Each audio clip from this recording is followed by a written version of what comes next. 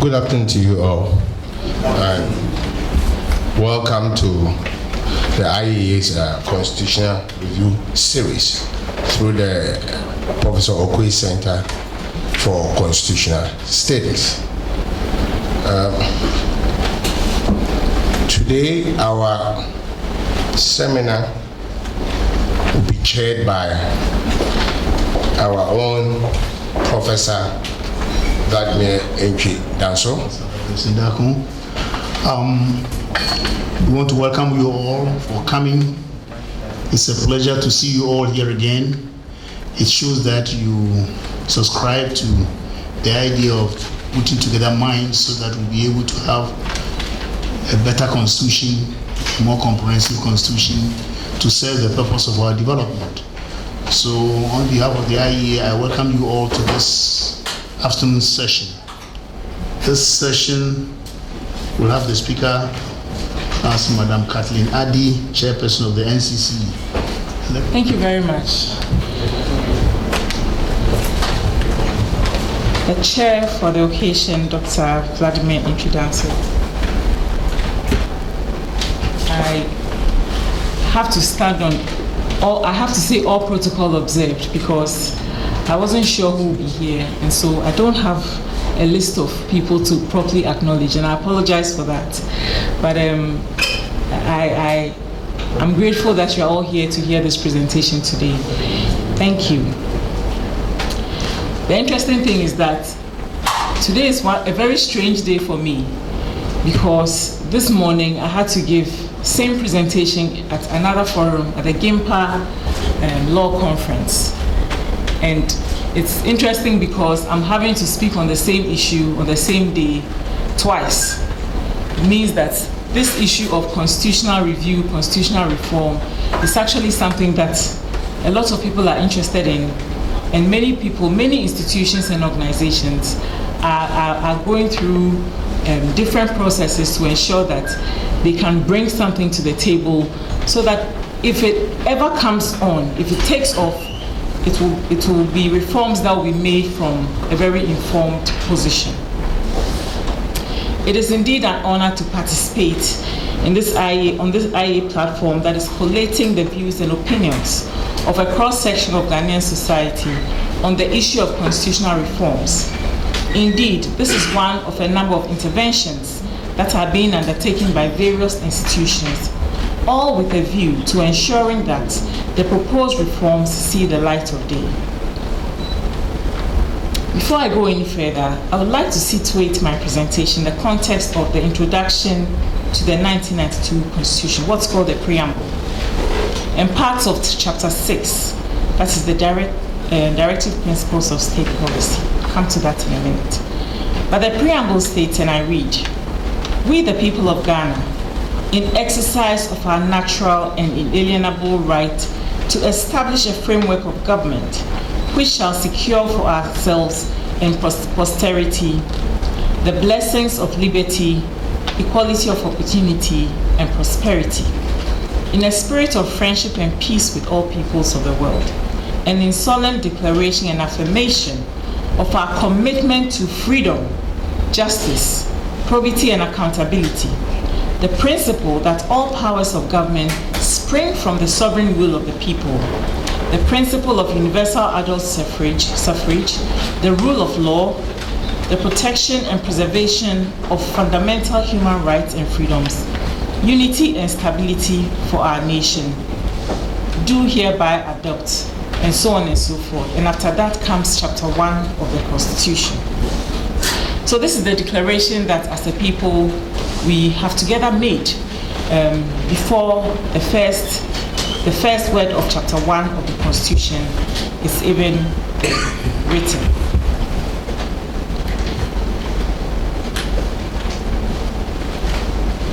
I'm reading this because in all the conversations about constitutional reforms, there's a certain angle that I feel we have not explored enough.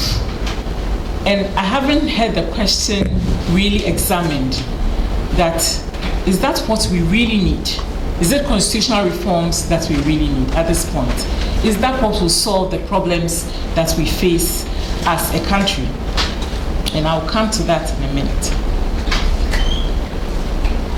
On 7 January of this year, 2023,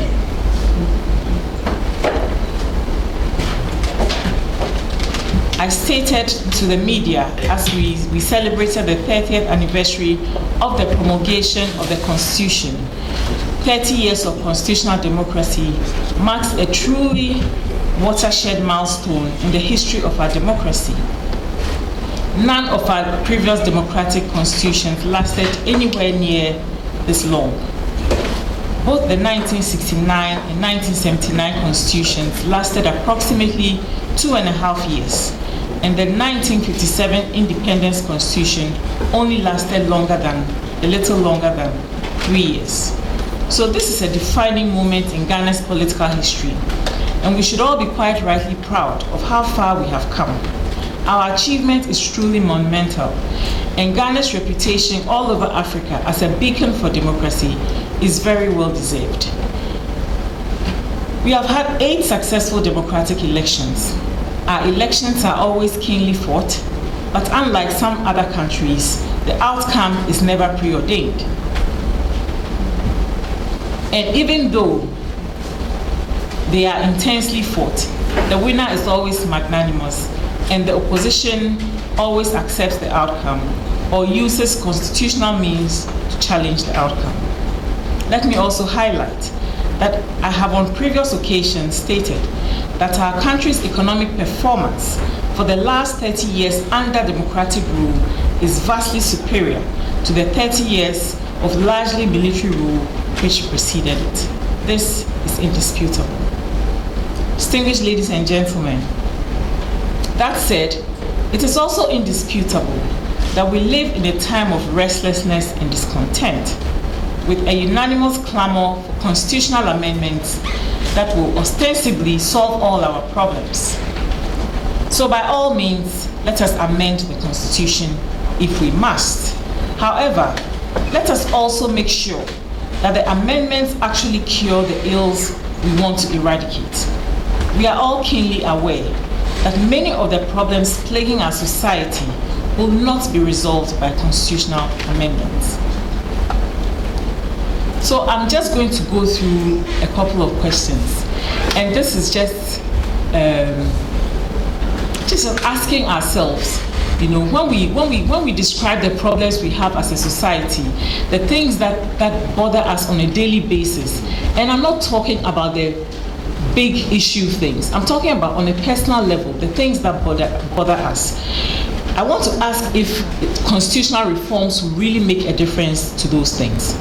So for instance, what sorts of constitutional reform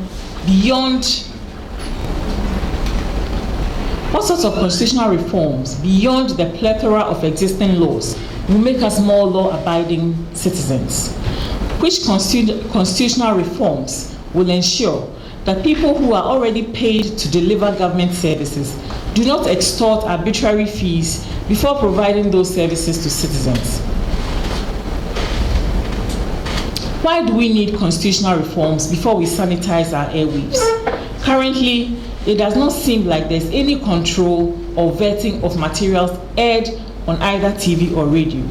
We have fed a whole generation of young people a steady diet of foreign movies, telenovelas that promote undesirable values, and we see the results today, and still we do nothing about it.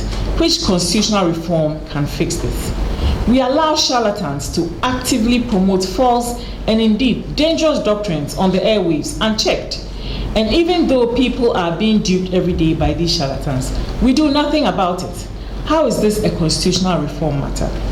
Which constitutional reform will help us avoid a situation where a sick person is pushed out of public transport and abandoned in a community where he or she knows no one, gets no help, and eventually dies? I'm sure we all heard that story. We heard that story. That has become something of our character. For that to happen means that something is broken in our society, and we have to ask ourselves that constitutional reforms are all well and good, but will that solve those problems for us? the problems that we encounter as citizens on a day-to-day basis. Which constitutional reforms, indeed, will fill our hearts with true humility and make us cherish fearless honesty as prescribed in our national anthem. Truth is, we could set ourselves up for great disappointment if we proceed as if constitutional reforms will resolve all the pertinent challenges we face as a people. As we work towards undertaking these reforms, we must not lose sight of failed attempts to achieve same objectives in the past.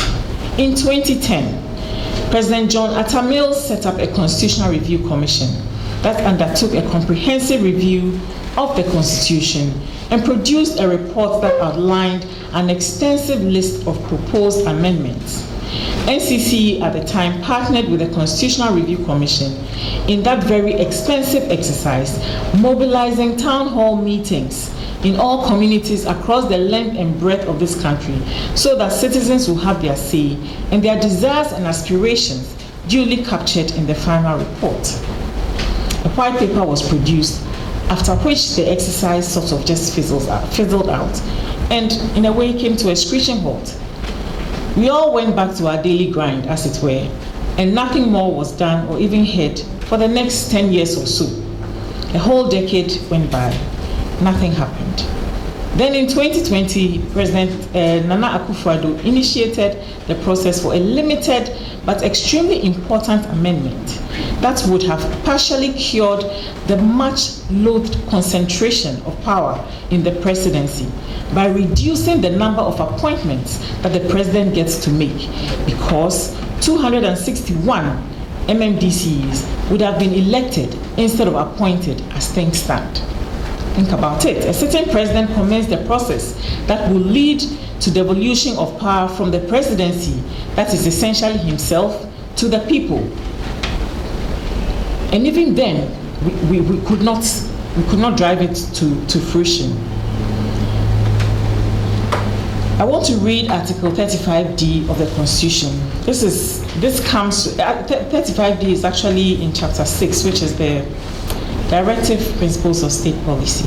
It says, the state shall take appropriate measures to make democracy a reality by decentralizing the administrative and financial machinery of government to the regions and the districts, and by affording all possible opportunities to the people to participate in decision-making at every level in national life and in government. So even though in the same Constitution, when you go to the articles around local government, it says that a president will appoint the heads of local government, you can see some forward thinking or some aspiration or a vision of a future where at least there will be decentralization of administration and financial machinery of government to the regions and districts. This could be interpreted as a situation where we are electing heads of local government. So the same Constitution says that the president must appoint, given conditions. But in Chapter 6, which is sort of the aspirational part of the Constitution, which talks about gives the guidelines for a map to our greatness, if I should put it that way. That is where you find this. So the seed is already been sown. But for 30 years, we did nothing about it. And today, it's only constitutional reforms that will resolve our problems. Bear in mind that this is one of the proposed amendments that has cross-party appeal as well as mass appeal. Almost everyone, a substantial majority of Ghanaians, agree that the elections of MMDCs is long overdue, yet somehow we could not build the needed consensus to get it done when we had the opportunity. We have to ask ourselves why these two noble attempts at constitutional reforms failed. I think the answer is a subject for another day.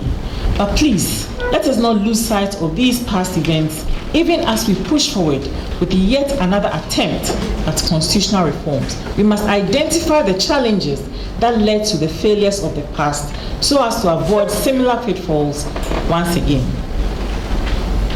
Nevertheless, it should be pointed out that Ghanaians as a whole have a relatively,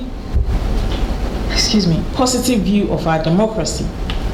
Afrobarometer and many other surveys consistently show that Ghanaians overwhelmingly prefer democracy to any other form of government.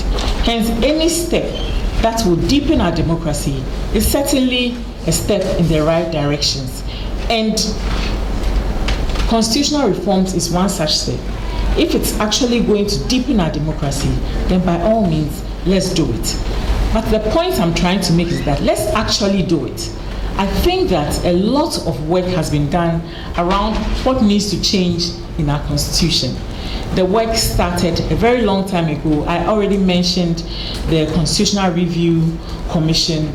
After that, several organizations, several institutions have taken on this task, and a lot of material has been gathered.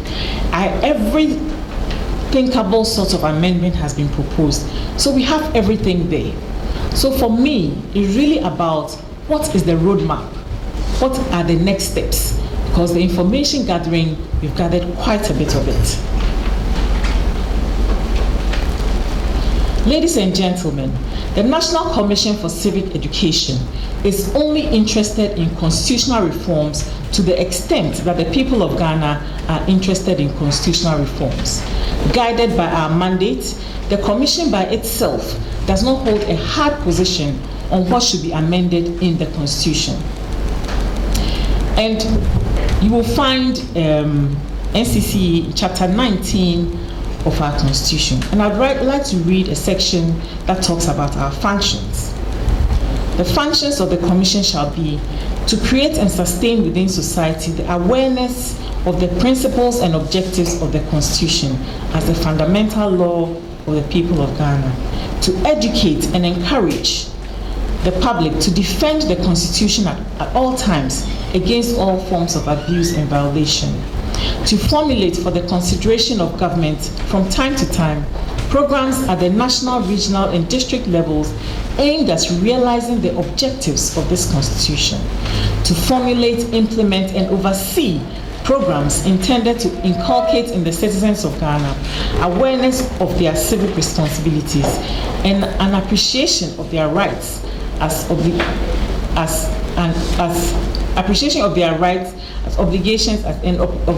as a free people, and any other function as Parliament may prescribe. So, on the issue of constitutional reforms, to the extent that it is at this stage still a debate where people want one thing or the other, the Commission takes the position that we don't have a hard position. We are not saying reform this or change that, because really it's for the people of Ghana to make those decisions and those choices. But once we get to a point where there's reforms, then our mandate kicks in to do the dissemination and education around those reforms. Our interest is in ensuring that the voices, hopes, and aspirations of ordinary Ghanaians are reflected in any reforms. Also, as the only institution explicitly mandated to propagate the content of the Constitution, we will play a key strategic role in disseminating the outcomes of any reform process. To that end, over the course of the last several months, the NCC has been collating and distilling public opinions on aspects of the Constitution that Ghanaians want to improve. We have received opinions about the distribution of powers between the three arms of government. We have received opinions about the need to strengthen the accountability relationship between the institutions of government and the people of Ghana. And of course, we have received opinions on how our local government structures can be improved. As suggested, So the bottom line is that it is a good time to do the reforms if we are going to do it. But if we must do it, let's do it. And I will go through some of the proposals that we have collected over the last couple of months. Last year, we took it upon ourselves as a commission to do a lot of activities around these constitutional reforms. We started with our national dialogue, and we had the keynote speaker, Justice Pramang, Supreme Court Justice, and a panel that went into deep discussion about the ways in which reforms can be done and what sort of reforms we should be pushing for. After that, we held events across the country engaging security services, different types of organized groups, all to collect information, get people's views on what sort of reforms will be ideal for our country. Towards the end of the year, we had a roundtable in our office where we had 3 reviewers undertake a review of the white paper that was produced from the 2010 exercise to see if indeed the recommendations in there were still relevant to our needs today, because it's been over 10 years and a lot has changed over the period. So here are some of the suggestions that we have heard from citizens. I'll share them with you. So reforms on constitutional provisions on decentralization and local government to give more power to the structures of the district assembly. This one comes up all the time.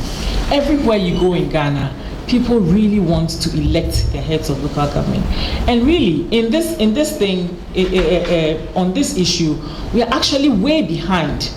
I think even Togo, they elect the heads of local government. That's not to diminish Togo in any way. All I'm saying is that it's a smaller neighbor. I think even in Nigeria, they elect the heads of local government. I don't know if I'm wrong, but I think that's the case. I don't know. They do. So we are way behind. What really is the holdup? Everywhere you go, everybody you speak to will mention that this one, at the very minimum, we should be able to do this. A lot of people also said to bring back the date for national elections to give more time to elected presidents to form a government. Another one is that, and this one is where this is what I'm trying to make a connection with today. The need for citizens to uphold certain values, such as demand for accountability, trustworthiness, and transparency. Without these things, without changing our attitude, without starting to live by these values, some of which are contained in our national anthem and pledge, I'm sorry, but we will change the constitution and change it. Maybe we'll have one written by Angel Gabriel himself, and still we will not be satisfied, because a lot of it has to do with us as well. Another said that report of the Constitutional Review Commission in 2012 should be simplified and made available to the general public. I don't know how this is a constitutional reform matter, but we are collating ideas, so this is one of the ideas. So this one might sound a little self-serving, but trust me, we did not put it in there. People actually said that NCC, which is leading the advocacy for constitutional reforms, should have accessible and dedicated platforms where the public can submit their suggestions on which articles or clauses in the Constitution should be reformed. This is very similar to what was done in 2010, and that exercise has already been done. A lot of money was spent on it. I don't know if anybody in Ghana has the appetite today to blow millions of dollars on collecting ideas as to what to change in the Constitution, because the truth of the matter is that we know already. The introduction of non-custodian sentences and plea bargaining should be incorporated into our criminal justice system to ensure equity and fairness for minor offenses. I'm sure that Prof has a lot of ideas on this one. Another one that sounds self-serving, please, we did not put these things in the list ourselves, so take note. And I mean, really does not belong in the Constitution, I think, but I'm still reading it. The flagship programs of the NCC with intense national interest, such as Constitution Week, should get more publicity to attract public attention and support. So when people talk like this, I think that sometimes they don't have the language to articulate how this is a constitutional issue. But I think the idea here is that there should be more intensive public education. That's the way I see it. The 21 years eligibility criterion for a Ghanaian to be able to stand as Member of Parliament should be made to match the 18 years voting age, adult universal suffrage threshold. Because if one is regarded as old enough at 18 years to vote, then such a person should be seen as old enough to be voted for. Still a teenager. Another issue that I find a lot of people, talk about a lot is that the 4-year one-term period for a president should rather be made 8 years for one term, so that governments can finish most of their projects before the end of their term. It's also very controversial, but I've heard the argument made that because it's essentially every government is essentially aspiring for a second term, the elections for second term become very expensive, and that most governments do a good job in their first term, build up, strengthen the economy, but in their bid to secure a second term, end up overspending, and then that puts the country back in a hole. So maybe not 8 years, maybe 6 years one term, maybe 7 years one term, all up for debate. But when we are looking at elections, it's not just about the opportunity to vote out and vote in, but we have to look at how much it costs us as a country as well. Maybe some stronger regulations around campaign finance is also a sort of cure for this, rather than making it 6 years one term, which I think a lot of people do not agree with. The Controller General of the Ghana Immigration Service should be made an automatic member of the National Security Council. This came from somebody who obviously works in Immigration Service. There must be attitudinal change in the citizenry and politicians to enable us benefit from the democracy that we are practicing. There should be amendments to reduce the over-concentration of power in the hands of the president, as the Constitution makes the president too powerful. I think I talked about this. It's actually something that bothers a lot of people. The metropolitan, municipal, the MMDCs should be made to mobilize and use their own funds in their respective administrative locations, rather than constantly trying to access common fund from the central government. But what is the common fund? The common fund is everything, all our taxes and all our income in a basket. So it really comes down to the same thing, except that once it becomes a common fund, it becomes easy to be abused at the center. The presidential and parliamentary elections should be organized at different times. This will enable voters to make informed decisions for both the presidential, for the president and parliamentary candidates. The Judicial Council should be made to elect the Chief Justice, not the President, as currently happens. Not appointment by the President, as currently happens. Salaries and emoluments of chief executive officers of state-owned enterprises and Article 71 office holders are too high and must be reduced, while salaries of other sectors should be increased to match up to the current economic condition. The heads of the security services should not be appointed by the president, but by the hierarchy of the security services. This is another one that Professor will have a lot to say about, because I think that has come about as a result of our history. like the historical problems that we had in the past, has stretched its hand into the way we practice our democracy today. So these are a few of the suggestions.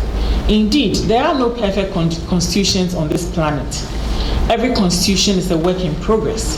The United States, for example, talks about being the founder of modern constitutional democracy.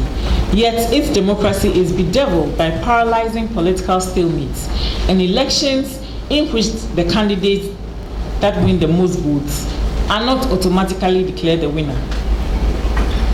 In my view, a constitution is many things and can be defined in many ways. But ultimately, a constitution can partly be viewed as the embodiment of the social, political, and economic goals and aspirations of a people, as you will find in Chapter 6 of our Constitution. It reflects the nation's past, but it also looks into its future.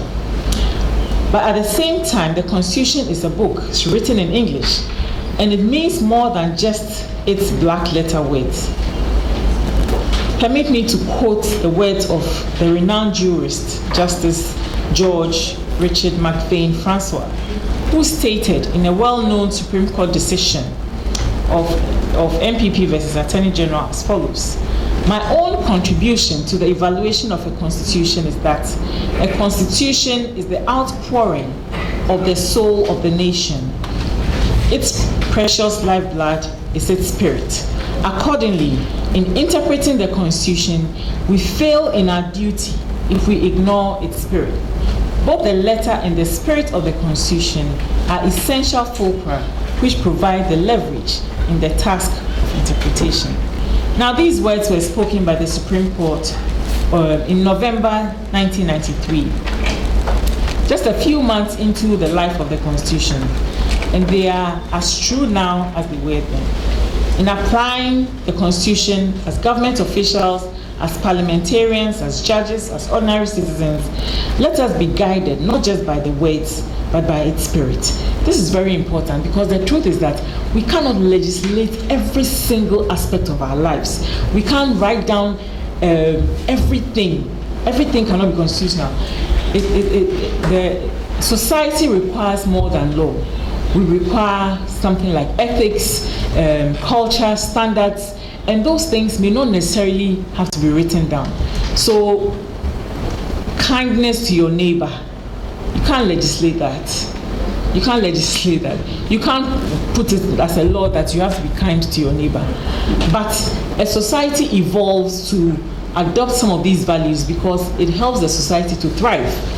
And so, we have to understand that the Constitution is beyond the words. We can make deductions. We can make deductions and actually boil down to the spirit of the text. And if we adopt those the standards that we can pick up from that, it will also help us a lot. Words in the Constitution can be interpreted and applied in all kinds of ways. They can be interpreted and applied in a manner that furthers the political and economic ideals that are central to the establishment of the Fourth Republic, of this Fourth Republic. Or they can be interpreted in a manner that does the exact opposite of this. Perhaps part of the reason so many people are clamoring for constitutional reform is not that the Constitution is defective. I said perhaps, please. Perhaps we, the people, have not been diligent in applying the Constitution in a manner that is more in consonance with the spirit, with its spirit. Ladies and gentlemen, as is often stated, we are one people, one nation with a common destiny. Our role as citizens of Ghana is to live up to our responsibilities and the principles and dictates of the 1992 Constitution, and contribute meaningfully to the democratic development of our dear country, Ghana. I am confident that this series that IE is undertaking will make a meaningful contribution to a process that has been gathering momentum for over a decade, so that eventually we will reach a point where we have a clear roadmap we have clear next steps mapped out so that we can actually go on and do the reforms that need to be done and go beyond just talking about it. Long live constitutional democracy. God bless our homeland Ghana and make our nation great and strong.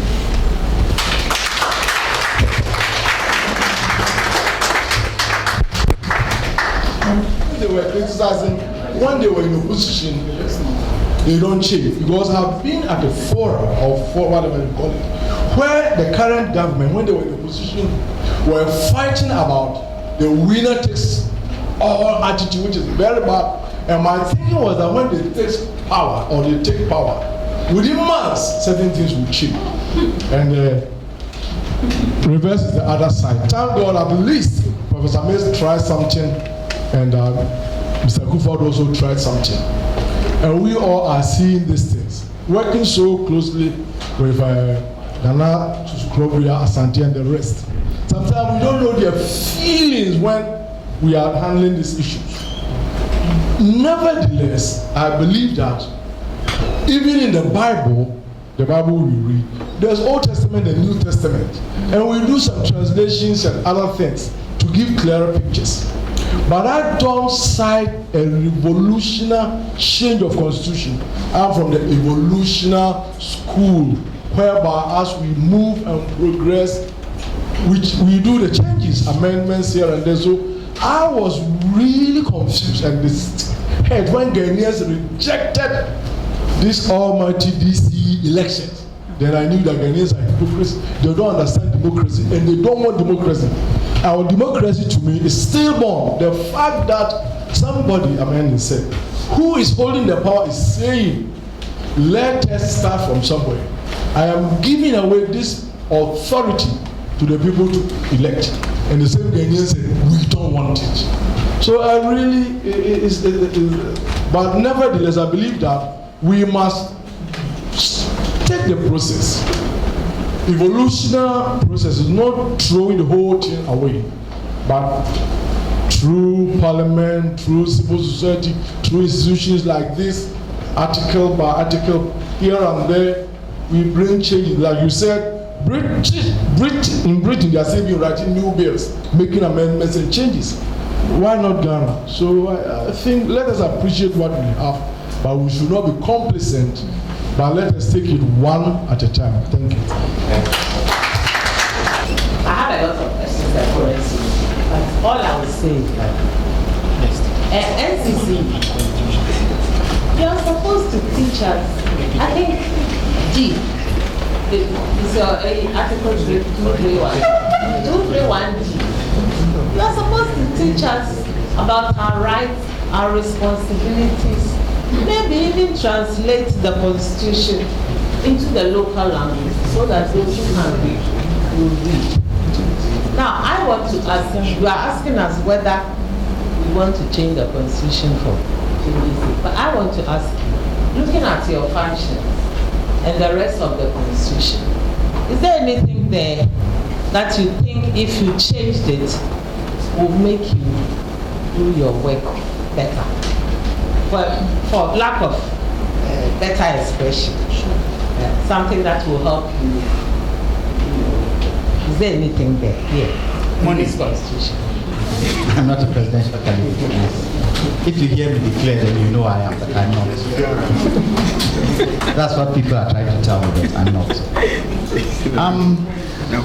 I'm a lawyer by profession, and I'm a member of the CPP, Political Affairs Chairman. Madam Adi,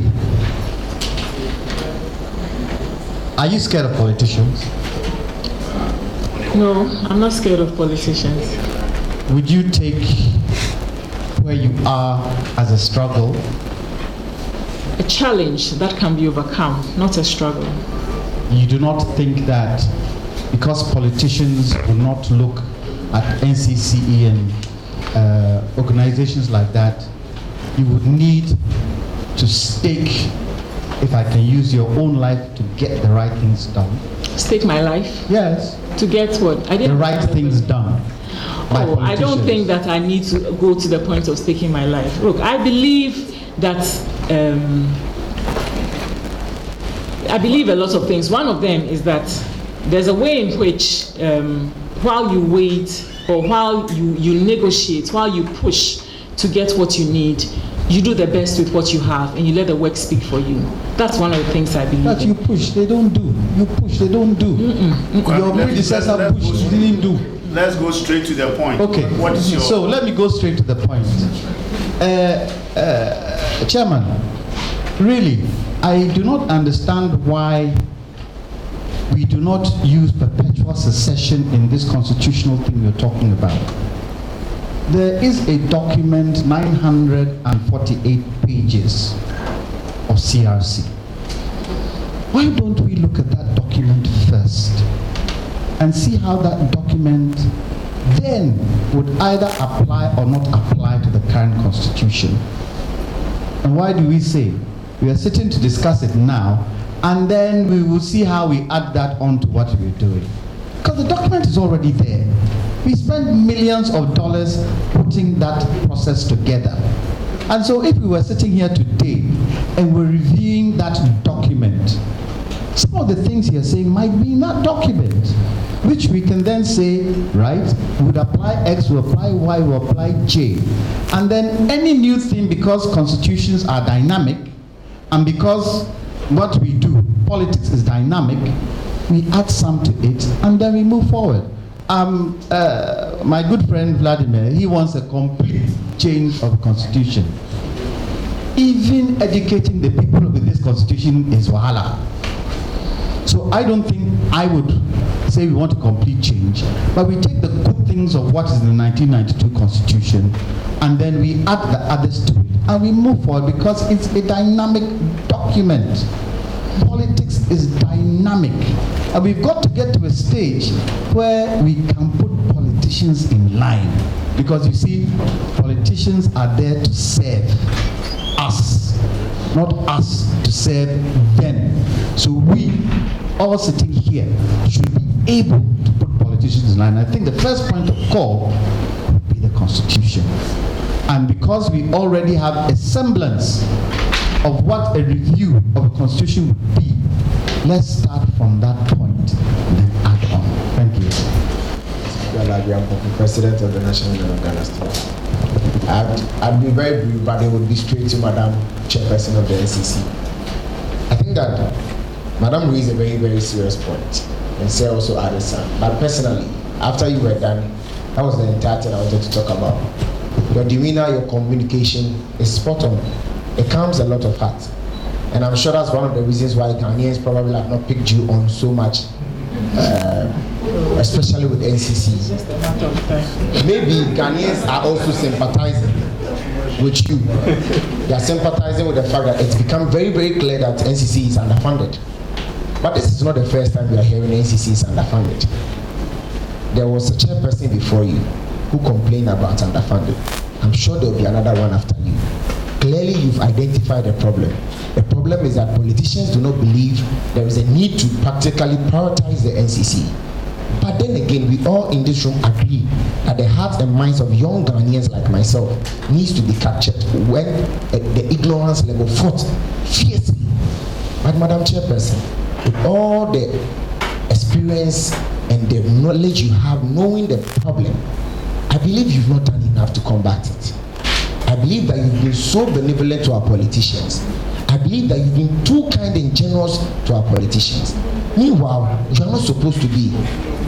My little suggestion to you, as president of probably the largest youth group in Ghana, is that, Madam, there were a lot of people who look up to you. If you don't speak up, we will not help you speak. You must speak up. You are doing something, you are speaking up, but you are too soft, Madam. You are being too nice. We must speak truth to power and tell our politicians, regardless of whoever appointed you, that the truth is that the underfunding of NCC is killing the soul and heart of this country. And that must be said. Nobody will say it like you will say it, because you are in that office, and one day, when if there is any heaven, when we go there, you would account for the work you are giving to our NCC. Thank you very much. Constitution, we are talking about education. Madam Adi, you talk about educating the public on constitutional matters. Okay, so is it possible also that you can educate Ghanaians before a law is passed? That's number one. Before a law is passed, can you educate Ghanaians so that I am making reference to the CI currently before Parliament and the standoff between the government and the opposition on whether to make the Ghana card the sole document for registration. I think that if you had stepped in to educate Ghanaians, we will be better informed, and then this argument about going back and forth will end. So, over to you, Madam. Thank you. So, but the point is that, look, when Einstein moved from Germany to the US, in no time, FBI files on him. There were over 11,000 pages. They didn't understand the professor. He was working for civil rights. Civil rights. The point I'm making is that, Prof, your diplomacy hasn't got much chance. Ekufado only understands Chubui. And we don't have enough men. When you read all the policy briefs on development, they are talking about the dorsal Ghanaian. So, Madam NCC, I support what Mr. Pierre Labi has said. Is that the name? Yes. Get out the dorsal Ghanaian. Have you taught him how to demonstrate? If you haven't done that, then please, you haven't started. Teach the Ghanaian how to get out there and demonstrate, how to complain. Because look, it's sickening, it's just nauseating that we are all just here, all these cameras, nice speeches. The time for speeches are gone. The man there doesn't listen to your speeches. There's a thing, part of our culture in this country is that everybody needs to take some kind of strong position on everything. But for that particular question, the institution is not set up to take a position on these kinds of things. But the education part, that is what I was saying, the point well noted. That's one I take it on, and you are right about that. But to state a position on a matter that is still being debated is not something that we would ordinarily do. So that's what I meant. And in actual fact, I think Parliament itself has to educate the public on its own bills. Yeah. They have to throw it out there, we debate and we send memoranda to them for them to take a decision on. But for this winner takes all zero-sum game they are playing, the public view would have been taken seriously into consideration in coming before they have it read the third time or whatever. Every bill, they would have taken the public view into consideration. And then if it is whatever controversial, if it's not common to the people, they would have thrown it to the NCC to educate the people in their normal day life. So it is not up to the NCC to say, give us this thing for us to educate the public before we pass the bill. Parliament itself is one of their mandates to educate. That's why there is a public gallery also, so that we can all go and sit down there and listen to the debate, make our minds. The setup of the independent governance institutions. These are the NCC, the Electoral Commission, Commission on Human Rights and Administrative Justice, and Media Commission.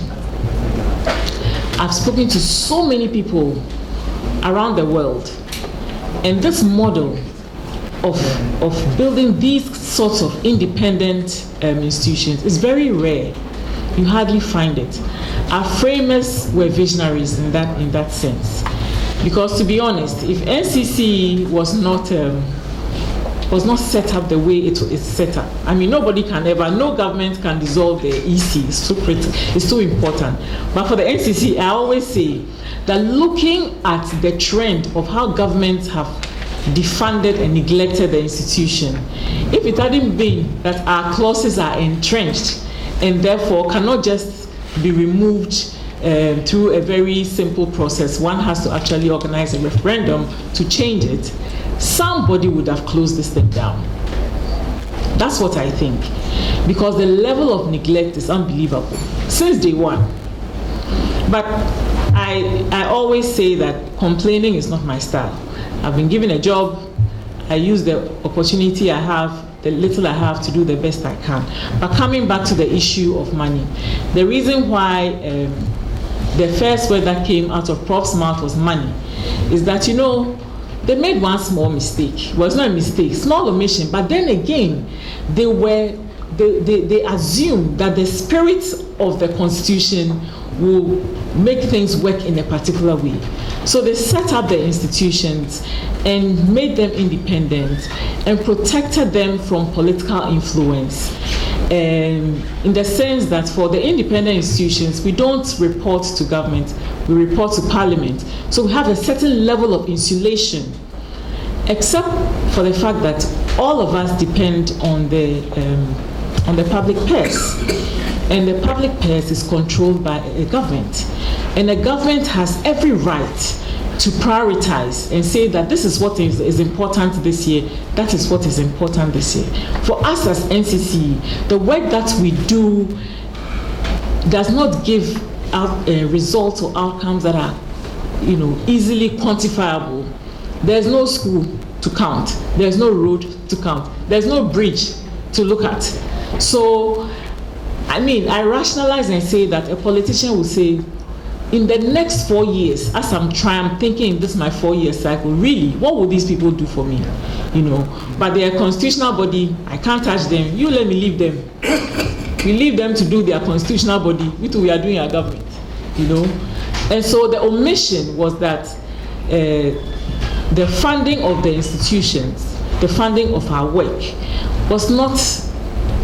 it said that, it's from the public purse, but how much, what percentage, that would have helped, because then governments would have been compelled to give a certain minimum funding as prescribed by the Constitution to the institutions. This did not happen. Now, if there was going to be constitutional reform, I would think that a conversation around what a kind of structure like that should be like would be important. But that depends on whether Ghanaians see the value in having this kind of institution in the first place. That all boils down to that. If we see the value, then why don't we fund it properly so that it works to our benefit? I tell you, the greatest war that is being fought in the world and has always been fought is the battle for the minds and hearts of people. The battle for the minds and hearts of people is the biggest battlefield, and that is where we fight. I mentioned in the presentation about how we have raised a generation on unacceptable values that they have picked up from a steady diet of bad media, bad TV, unregulated, anything goes, anywhere goes. What are we promoting? I used to be an adjunct lecturer at GIMPA for a brief moment, for a while. And I was teaching communications to first-year law students. And I was so enthusiastic about that work, and because they were much younger than I was, I used to ask them, what do you watch, what do you read, so that I would get into those spaces and understand them better. And it was then that I realized how much these young people are raised on telenovelas and Nigerian movies and the values they're in. So I watched many of those things. One of the key things that I found very interesting, that in a lot of these movies, the way the storylines are set up, there is never a link between hard work and reward, between hard work and prosperity. Prosperity always comes through some magical means. Somebody's died and somebody inherited. Somebody did something and somebody got something. Somebody put something in somebody's food. Somebody played with somebody's brain. But you will hardly find a storyline of somebody starting off and just persevering and making it without a big miraculous intervention in the process. And it may sound like nothing to me, but in my line of work, I know that this influences the way the attitude that people have towards work. If you don't see work as something that gives you the reward you are looking for, but you are working for the sake of work, but reward will come from other means, it means that you will never put the effort in the work. This is just a simple illustration. So that battle for the hearts and minds of people, because it doesn't yield immediate tangible results, I can understand how a pragmatic, practical politician would say, we will not waste our money doing this thing. We don't even know what they are doing. What are they doing? They are in the field talking to people. How do you even know what they are saying there? It's hard to monitor, it's hard to measure, and all of that. But if we are smart, we would know that the countries that make it make it by first building citizens that will build the state. And building citizens is a conscious event. It's a conscious thing. You cannot, nobody is born a good citizen. I think I've said this thing so much that it's become my own personal thing. Nobody is born a good citizen. Good citizens have to be raised, have to be built. You have to put energy, you have to invest time and resources consistently over time to build the citizens, that's ideal citizens that will then build the state, build the nation, not even just the state. So the funding issue is, you can look at it from all sorts of angles. Normally, I don't like to talk about it because it sounds very self-serving. Of course, they'll say, oh, that's why I was happy when Prof said, because if you say, they say, of course it will benefit you. But no, there's the truth of the matter, you know. So yes, if there's going to be constitutional reforms, the one reform I would propose for the not just NCC but for all the independent governance institutions, because to make them truly independent, the funding has to be independent as well, that they are well funded to do the work that they are supposed to do. So by independent funding, what do you mean? I just want to understand, because if I'm going to put my points down and send to IED. No. I understand what you mean, but independent funding is just an expression I use. But funding that is not determined by a government that you are insulated from deciding that you are not a priority. A funding that is fixed. The NCC's mandate, we should try and understand it very well. Our mandate says we should inculcate in the Ghanaian citizenry an awareness of the existence of the Constitution and their rights and responsibilities as free people. So our mandate is centered around the Constitution, not the process of making the laws. Madam Chair has conceded that when it becomes necessary to collaborate with Parliament to educate on the processes of making the laws, we will do so. Sometimes Ghanaians perceive our mandate too broadly than I think. So where other institutions have also been given mandates, I'll, just for purposes of clarification, mention the Electoral Commission, which as part of its mandate is expected to do voter education.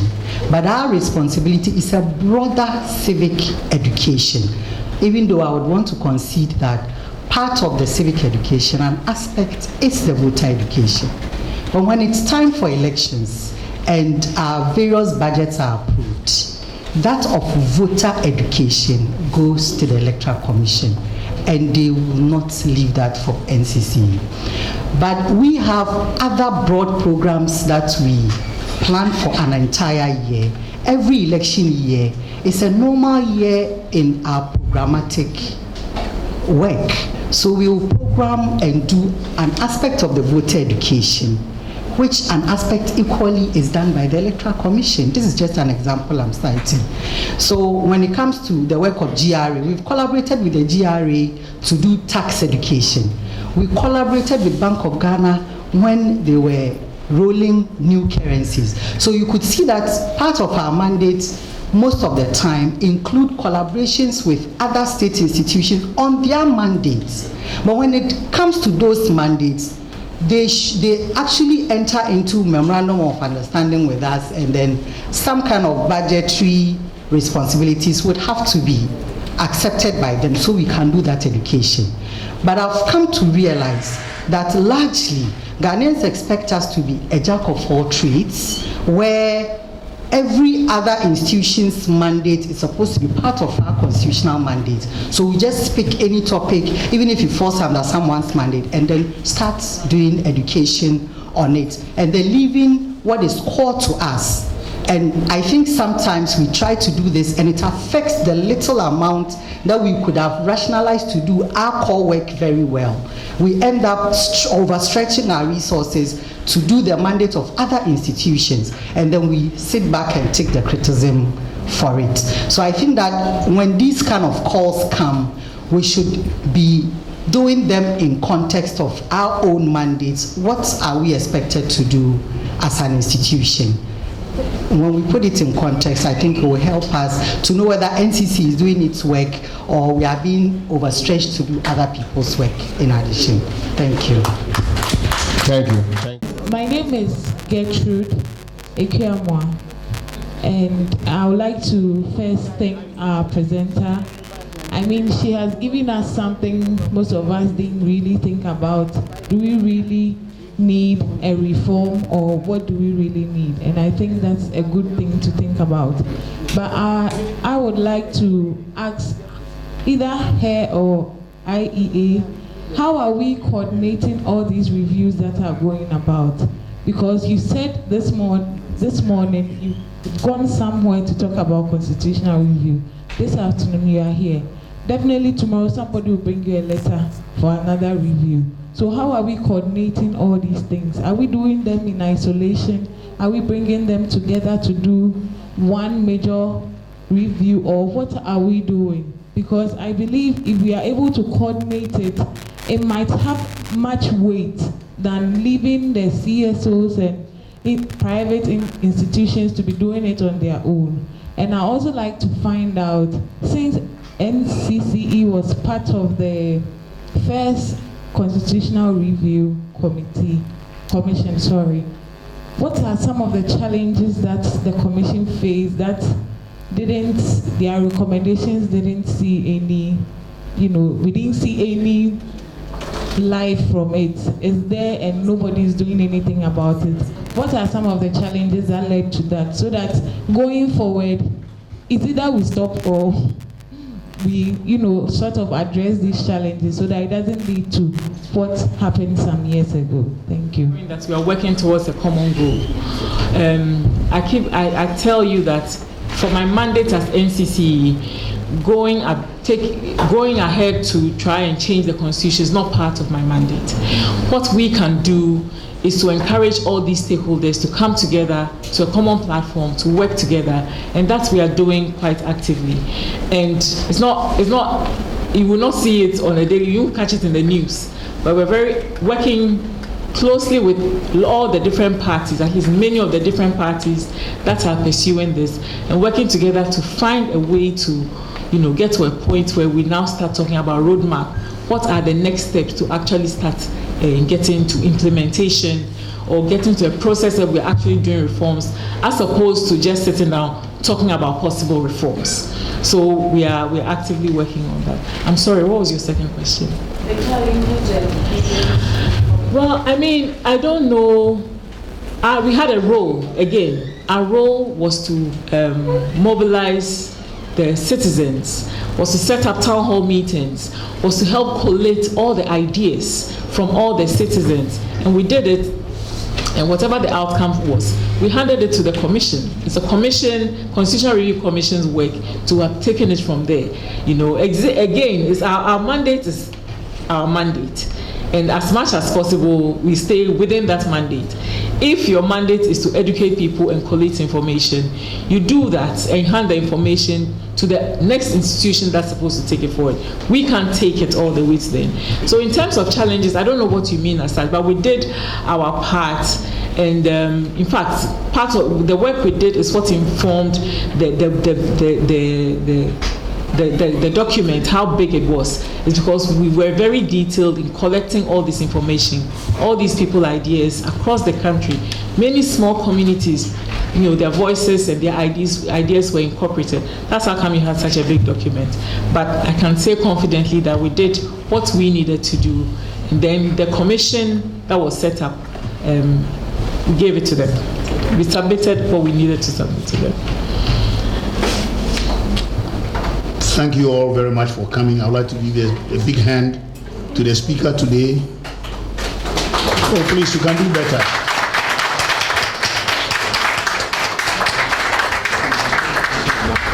I've enjoyed the day, and I think you have too.